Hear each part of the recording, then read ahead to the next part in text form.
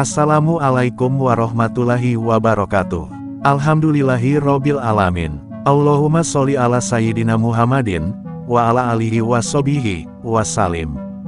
Sahabat Jombreng Gareng yang dirahmati Allah, pada kesempatan kali ini kami akan membacakan kisah Sufi, seorang yang dijuluki pelita Masjidil Haram. Sebelum lanjut ke kisahnya, alangkah baiknya untuk menulis sholawat ke kolom komentar, agar kita semua mendapatkan rahmat dari Allah Subhanahu wa Ta'ala dan dicintai oleh Rasulullah Shallallahu Alaihi Wasallam. Syekh Abu Bakar Al-Qahtani adalah seorang ulama yang dilahirkan di Baghdad. Nama lengkapnya ialah Abu Bakar Muhammad bin Ali bin Ja'far Al-Qahtani. Ia adalah seorang anggota dari kalangan murid Syekh Junaid Al-Baghdadi.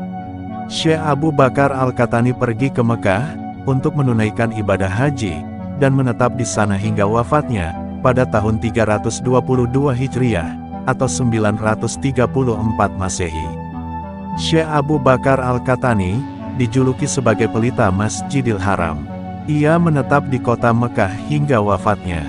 Syekh Abu Bakar Al-Qahtani selalu melakukan sholat di sepanjang malam dan membaca Al-Quran hingga tamat. Ketika tawaf di Ka'bah, ia sempat membaca 20.000 ayat. Selama 30 tahun, ia duduk di bawah air mancur di dalam Masjidil Haram, dan selama itu pula, ia cukup bersuci sekali dalam 24 jam. Di samping itu ia pun tak pernah tidur. Ketika masih remaja, Syekh Abu Bakar Al-Qahtani meminta izin kepada ibunya untuk pergi menunaikan ibadah haji.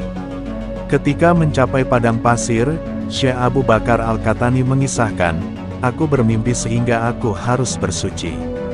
Di dalam hati aku berkata, mungkin aku tidak mempunyai persiapan yang selayaknya. Maka aku pun kembali pulang. Sesampainya di rumah, kudapati ibu sedang menantikan di balik pintu. Aku bertanya kepadanya, 'Ibu, bukankah ibu telah mengizinkan aku pergi?' 'Ya,' jawab ibuku, 'tetapi tanpa engkau, aku tak sanggup melihat rumah ini lagi. Sejak engkau pergi, aku duduk di tempat ini. Aku telah bertekad, tidak akan beranjak dari tempat ini, sebelum engkau pulang kembali,' kata ibuku lagi. Itulah sebabnya, sebelum ibuku meninggal dunia, aku tidak mau mencoba mengarungi padang pasir lagi." Syekh Abu Bakar Al-Qahtani meriwayatkan, sebagai berikut. "Ketika aku berada jauh di tengah padang pasir, terlihatlah olehku mayat seseorang. Mayat itu tersenyum. 'Hei, mengapakah engkau dapat tersenyum, sedangkan engkau sudah mati?' aku berseru. 'Karena kasih Allah,' jawab mayat itu." Syekh Abu Bakar Al-Qahtani mengisahkan, "Ada sedikit kebencian di dalam hatiku kepada Sayyidina Ali, pangeran manusia-manusia yang beriman, Amirul Mukminin." Syekh Abu Bakar Al-Qahtani mengakui, "Lain tidak ada alasan, karena Nabi pernah mengatakan, tidak ada satria sejati selain daripada Ali.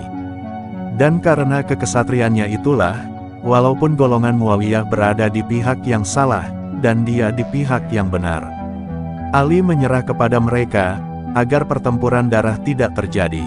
Syekh Abu Bakar Al-Qahtani lanjut mengisahkan, "Aku mempunyai sebuah rumah kecil, antara Sofa dan Marwah. Di rumah itu, aku bermimpi melihat Nabi beserta sahabat-sahabat yang dikasihinya. Nabi menghampiri dan merangkulku. Kemudian sambil menunjuk ke arah Sayyidina Abu Bakar, Nabi bertanya, 'Siapakah dia itu?' 'Abu Bakar,' jawabku. Kemudian Nabi menunjuk ke arah Sayyidina Umar dan bertanya, 'Siapakah dia?' Dan aku menjawab, 'Umar.' Setelah itu Nabi menunjuk ke arah Sayyidina Utsman dan bertanya, 'Siapakah dia?' Aku menjawab, 'Utsman.' Terakhir sekali ketika Nabi menunjuk ke arah Sayyidina Ali dan bertanya, 'Siapakah dia?' Aku merasa sangat malu untuk menjawab, karena selama ini aku menaruh benci kepadanya. Kemudian Nabi mendamaikan aku dengan Sayyidina Ali, dan kami saling berangkulan. Setelah itu, semuanya meninggalkan tempat itu kecuali aku dan Sayyidina Ali. 'Ayo, marilah kita pergi ke Gunung Abu Qubais,' Sayyidina Ali mengajakku. Maka naiklah kami ke puncak gunung itu, dan dari tempat itu kami memandang Ka'bah. Ketika aku terjaga, ternyata diriku telah berada di puncak gunung Abu Qubais. Sedikit pun tidak tersisa kebencianku kepada Sayyidina Ali lagi. Syekh Abu Bakar Al-Qahtani mengisahkan pula, aku pernah bersahabat dengan seseorang, dan dalam persahabatan itu, aku merasa sangat canggung. Aku beri dia suatu hadiah, tetapi kecanggungan itu tidak hilang. Aku bawa ia ke rumahku dan kukatakan kepadanya, taruhlah kakimu di mukaku. Mula-mula ia menolak, tetapi aku terus mendesak. Akhirnya ia menaruh kakinya ke mukaku sedemikian lamanya, sehingga kecanggunganku itu sirna dan berubah menjadi cinta. Pada suatu ketika, dari sebuah sumber yang halal, aku menerima uang 200 dirham. Uang itu kubawa untuk sahabatku itu, dan ku taruh di atas sajadahnya. Pergunakanlah uang itu untuk keperluanmu, aku berkata kepadanya. Dengan lirikan matanya, ia memandang dan menjawab, hidupku yang seperti sekarang ini, telah kubeli dengan harga 70.000 dinar. Apakah engkau hendak menghanyutkanku dengan uangmu itu? Katanya sambil kemudian ia bangkit menepiskan sajadahnya, dan meninggalkan tempat itu. Seumur hidup, belum pernah aku menemukan manusia yang bermartabat seperti dia. Dan belum pernah aku malu, seperti ketika aku memunguti kepingan-kepingan dirham itu. Syekh Abu Bakar Al-Qahtani mempunyai seorang murid, yang sedang sekarat menantikan ajalnya. Si murid membuka matanya, dan memandang ke arah Ka'bah. Tepat pada saat itu, seekor unta yang lewat di tempat itu, menyepak mukanya, sehingga biji matanya tercungkil keluar. Sesaat kemudian, terdengar oleh Syekh Abu Bakar Al-Qahtani, sebuah suara yang berkata di dalam dirinya. Di dalam keadaan yang seperti ini, ketika rahasia-rahasia dari yang gaib hendak dibukakan kepadanya, ia malah berpaling ke arah Ka'bah. Oleh karena itulah ia dihukum. Apabila berhadapan dengan pemilik rumah, janganlah engkau berpaling memandangi rumahnya. Pada suatu ketika, seorang tua berwajah cerah berseri-seri, mengenakan sebuah jubah yang anggun. Pada suatu hari ia melewati gerbang Bani Syaibah, dan menghampiri Syekh Abu Bakar Al-Qahtani yang sedang berdiri dengan kepala menunduk. Setelah saling mengucapkan salam, orang tua itu berkata, "Mengapakah engkau tidak pergi ke makam Ibrahim?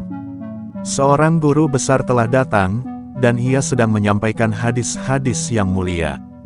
Marilah kita ke sana untuk mendengarkan kata-katanya," ajak orang tua itu. Siapakah perawi dari hadis-hadis yang dikhotbahkannya itu? Syekh Abu Bakar Al-Qahtani bertanya. Dari Abdullah bin Mamam, dari Zuhri, dari Abu Hurairah, dan dari Muhammad, jawab orang tua itu. Sebuah rantai perawi yang panjang, Syekh Abu Bakar Al-Qahtani berkata. Segala sesuatu yang mereka sampaikan melalui rantaian panjang para perawi di tempat itu, dapat kita dengarkan secara langsung di tempat ini, kata Syekh Abu Bakar Al-Qahtani lagi. Melalui siapakah engkau mendengar? Orang tua itu bertanya. Hatiku menyampaikannya padaku langsung dari Allah, jawab Syekh Abu Bakar Al-Qahtani. Apakah kata-katamu itu dapat dibuktikan? Orang tua itu bertanya lagi. Inilah buktinya. Dan hatiku mengatakan, bahwa engkau adalah Nabiullah Khidir, Syekh Abu Bakar Al-Qahtani menjawab. Selama ini aku mengira, tidak ada sahabat Allah yang tidak kukenal, Nabi Khidir berkata. Demikianlah halnya sebelum aku berjumpa dengan Abu Bakar Al-Qahtani. Aku tidak mengenal dia, tetapi dia mengenalku. Maka sadarlah aku, bahwa masih ada sahabat-sahabat Allah yang tidak kukenal, tapi dia kenal kepadaku, kata Nabi Khidir lagi. Syekh Abu Bakar Al-Qahtani meriwayatkan pula, di dalam sebuah mimpi, aku bertemu dengan seorang remaja yang sangat tampan. Siapakah engkau ini? Aku bertanya kepadanya. Kesalahan, jawabnya. Di manakah tempatmu? Tanyaku. Di dalam hati orang-orang yang berduka, jawabnya lagi. Kemudian, aku bertemu dengan seorang perempuan hitam yang sangat mengerikan. Siapakah engkau ini? Aku bertanya kepadanya. Gelak tawa, Sukaria, dan foya-foya, jawabnya. Di manakah tempatmu? Tanyaku. Di dalam hati orang-orang yang berbuat sesuka hati mereka, dan orang-orang yang bersenang-senang, jawabnya lagi. Ketika aku terbangun, aku bertekad, bahwa seumur hidupku, aku tidak akan tertawa, kecuali apabila aku sudah tidak kuasa menahannya. Sumber kisah diambil dari kitab Tazkiratul Aulia, karangan Syekh Fariduddin Attar.